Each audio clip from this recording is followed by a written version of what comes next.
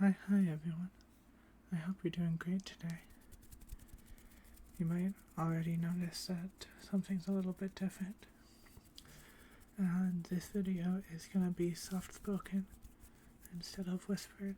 So, yeah. Let me know if you like this and I'll make more soft spoken videos. But today we're going to be reading this book, which is a request I got a while ago, but I couldn't find a good book. But this book here is the Encyclopedia Eorzea II. It's based on the game Final Fantasy XIV, which is my favorite game, for those that know me. So I'm just going to read some out of it. So if you enjoyed, please give me a like and a subscribe. And yeah, let's get right into it.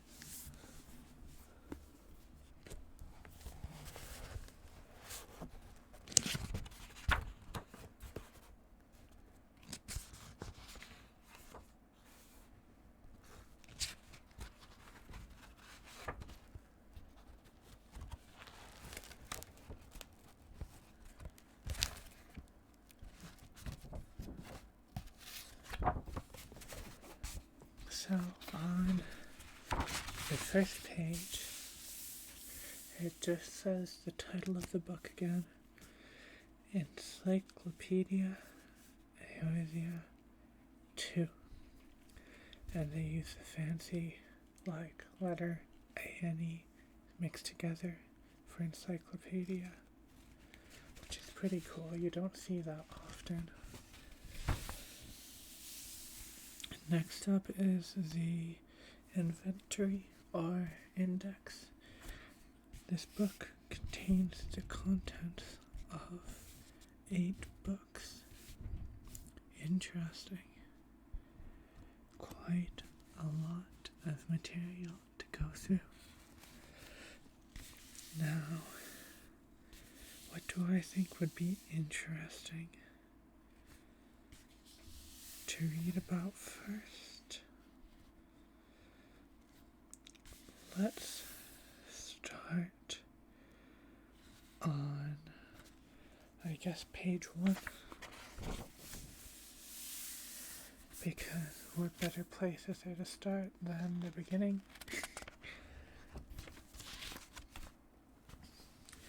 Charting continents.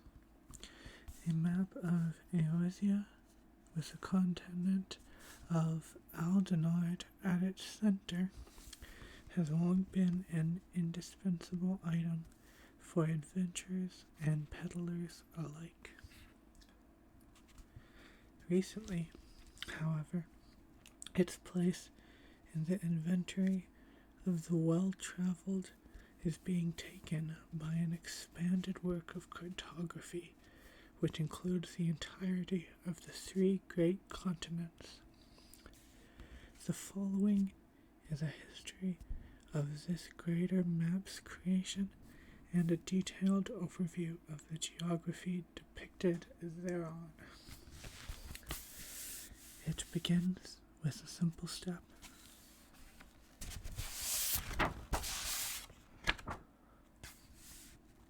Men have been attempting to capture the shape of the world on parchment since days of old. Based upon folklore and guesswork, many of these maps were akin to illustrated scrolls of myth and legend, and while beautiful to look upon, were riddled with terrible inaccuracies. Such works became redundant with the appearance of a truly comprehensive portrayal of Eorzea and its regions. Rodard Ironheart, an explorer of great renown, spent decades traversing the realm on foot that he may chart the lay of the land with his own 2 eyes.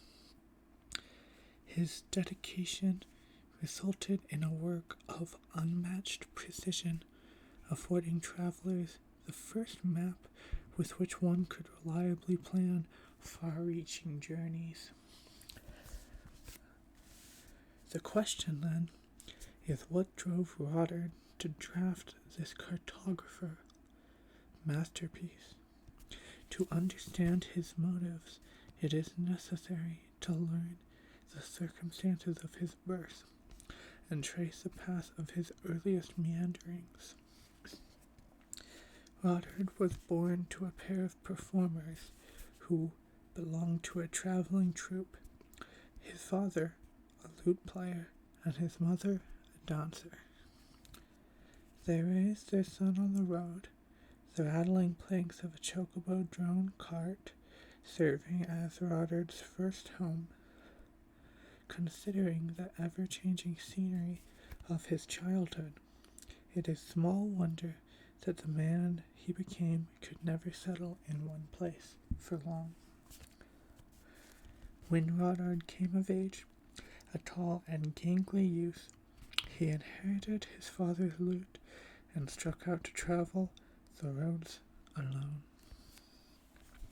His was a life of ceaseless motion, walking hither and yon for months at a time, halting only to strum songs for his daily bread before moving on to the next town and the next audience.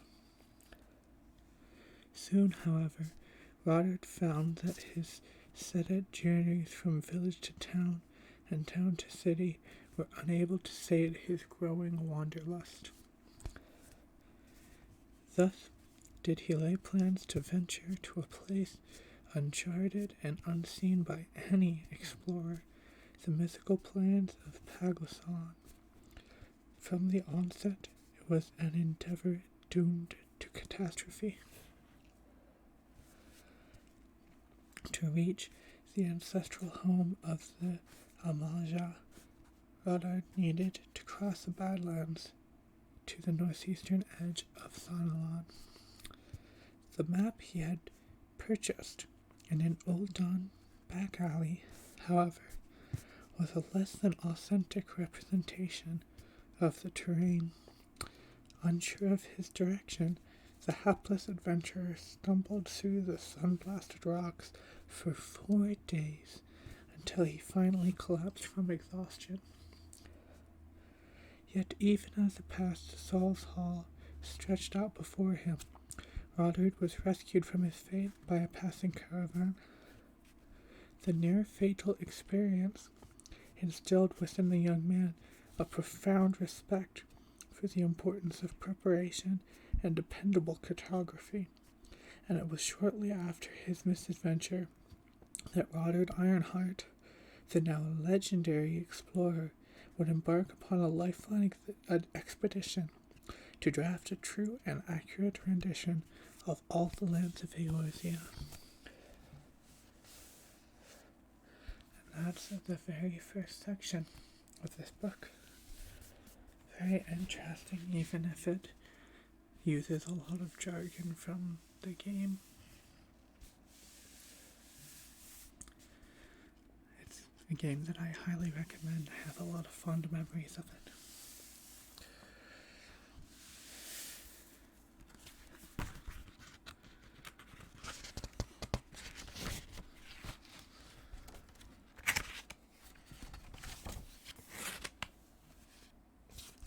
I think we shall do one more segment.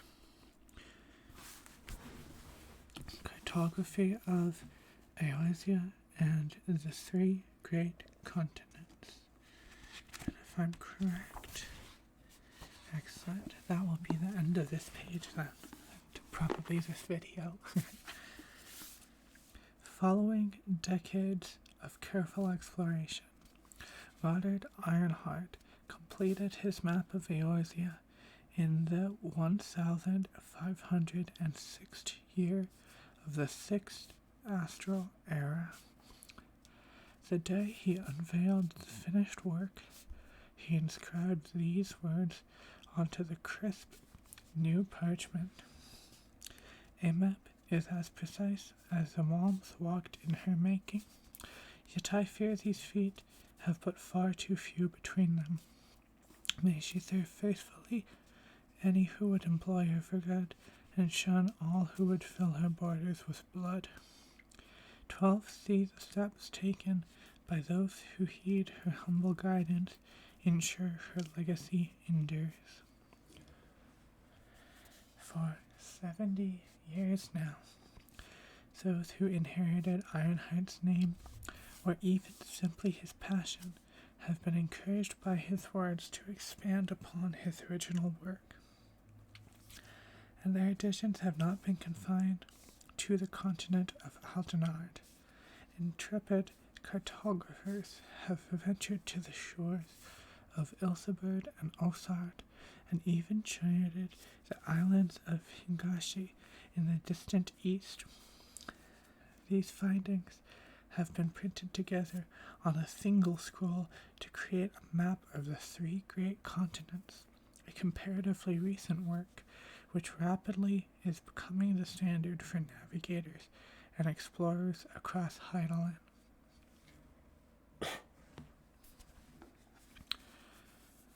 Stretching between Eorzea and the lands of the east is the Garlean-controlled continent of Ilseberd.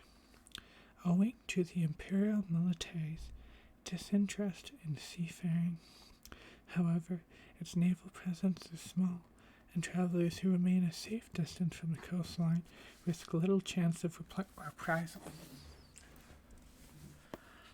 On the contrary, Limsalamensian privateers, emboldened by the success of Operation Archon, prowl the waters of the Bounty and prey upon the Empire's ships with relative impunity. It is thus possible for even a humble trading vessel to avoid imperial interference by sailing across the Siren Song Sea or the Drown and arrive in the Far East via the Southern Sea Road. Connecting Eorzea to the independent Near Eastern city-state of Radzatan, this route offers its own perils, not the least of which is its swift and unpredictable currents. Despite these dangers, more and more travelers are visiting the exotic parts of the Ruby Sea, and eager mapmakers are slowly but surely capturing the region's geography with ink and parchment.